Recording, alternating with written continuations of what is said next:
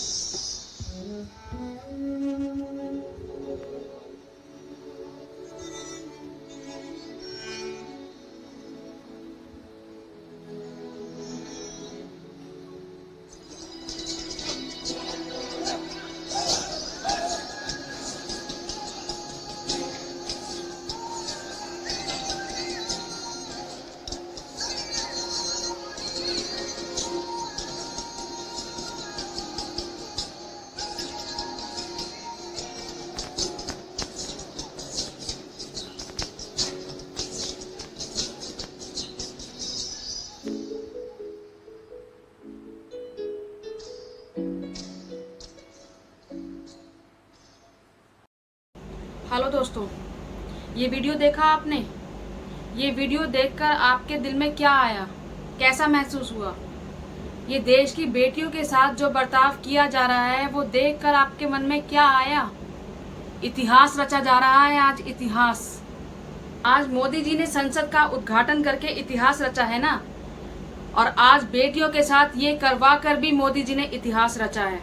ये वो बेटियां हैं जो देश का नाम रोशन करने के लिए दिन रात कड़ी मेहनत करके देश के लिए मेडल्स लेकर आती हैं, देश को सम्मान दिलाती हैं, और उसके बदले में इनको क्या मिल रहा है? बदले में इनको मिल रहा है ये अपमान।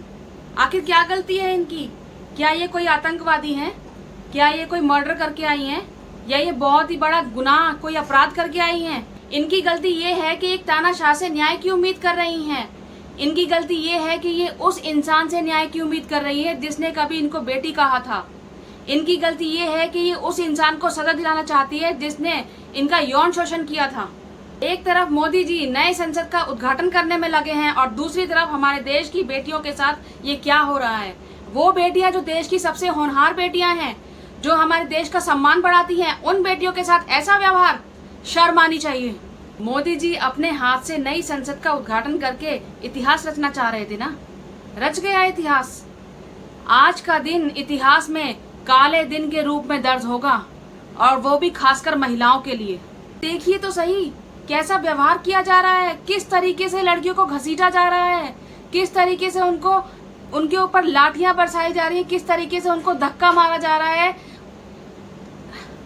क्या था उनके हाथ में? क्या कोई हथियार था? कोई पिस्टल थी? कोई तलवार थी? क्या था उनके हाथ में? देश का झंडा था। देश का झंडा था उनके हाथ में, और उन लड़कियों को गिराने के साथ उन्होंने देश का झंडा भी नीचे गिरा दिया। किसने हक दिया उनको ये सब करने का? हमारे देश की बेटियों के अपमान के साथ साथ देश के झंडे का भी अपमान हो रहा है। कौन इसके ऊपर कार्यवाही करेगा? जब पुलिस ही ऐसा करेगी, जब प्रशासन ही ऐसा करेगा, तो इसके ऊपर कार्यवाही कौन करेगा? कौन इनको सजा देगा ये सब करने के लिए? राजा कहलवाने का बहुत शौक है ना, तानाशाह में अंधे हो चुके हैं मोदी जी। जिस संसद का उद्घाटन राष्ट्रपति के हाथों से होना चाहिए था, उस संसद का उद्घाटन अकेले प्रधानमंत्री कर लेते हैं। संसद किसी एक की नहीं होती, किसी एक का अधिकार नहीं होता संसद पे। संसद सबके लिए होती है, विरोधी दल के लिए भी होती है संसद, और राष्ट्रपति ही उसका उद्घाटन करते हैं। एक एक करके संविधान के हर कानून की धज्जियां उड़ाते जा रहे हैं मोदी जी। मैं अपने अधिकतर वीडियो में ये बात बोलती हूँ कि तानाशाह का राज कायम होने वाला है, तानाशाह कायम होने वाला है, और वो समय आ चुका है कि हमारे देश में तानाशाह पूरी तरीके से कायम हो ही चुका है। कहाँ है हमारे देश का संविधान? कहाँ उसको फॉलो किया जा रहा है? और जो आज हमारे देश की बेटियों के साथ हुआ, उसके बाद क्या कहने को बचा है? जब से मैंने वो वीडियो देखा है तब से मेरे दिमाग में वही सब चल रहा है। एक बार एक आम इंसान होने के नाते मैं आप लोगों से ये पूछना चाहती हूँ कि सोचिए, अगर उनकी जगह आपकी बेटी, आपकी बहन या आपकी माँ होती और उनके साथ ऐसा व्यवहार किया जाता, तो भी आप क्या ऐसे ही चुप रहते? ऐसे ही खामोश रहते? नहीं रहते ना। तो सोचिए, ये भी तो किसी की बेटियां हैं, ये भी तो किसी की बहनें हैं। इनके साथ इतना बुरा व्यवहार, इतना गंदा व्यवहार कोई कैसे कर सकता है? मैं उन महिलाओं से पूछना चाहती हूँ जो भारतीय जनता पार्टी में है, क्या उनको इतनी सी भी शर्म आई ये सब देखते हुए? क्या उनका जमीर अभी जिंदा है या बिल्कुल मर चुका है? क्या उनके अंदर इंसानियत और एक औरत का दर्द समझने का दिल बाकी है?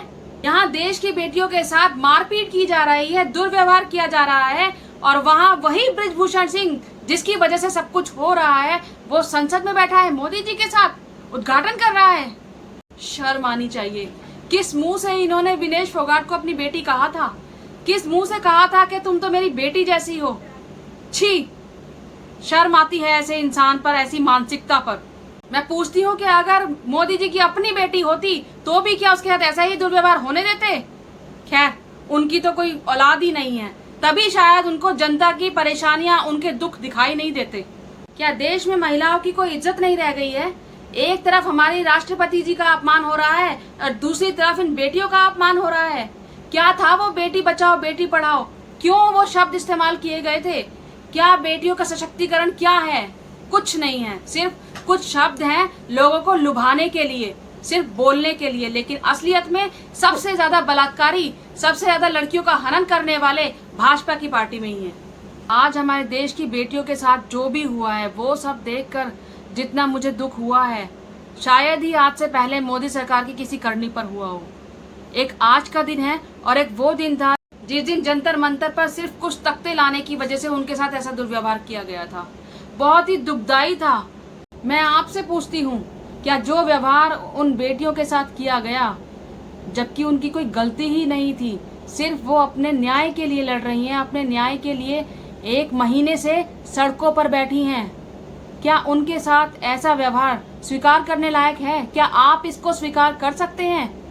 नहीं कर सकते ना। और अगर आप इसको स्वीकार कर पा रहे हैं तो आपका दिमाग बिल्कुल सड़ चुका है। नफरत और गुलामी की मानसिकता का शिकार हो चुके हैं आप। मेरा तो आज वीडियो बनाने का कोई मूड था नहीं, लेकिन जब ये सब देखा, ये सब सुना तो मुझसे रहा नहीं गया। मैंने तो अपने विचार आप तक पहुंचा दिए, आपके सामने रख दिए। आप इस बारे में क्या सोचते हैं मुझे कमेंट बॉक्स में बताइएगा कि आपको कैसा लग रहा है ये सब देखकर। क्या आप इसको स्वीकार कर पा रहे हैं? मुझे प्लीज़ बताइएगा। धन्यवाद।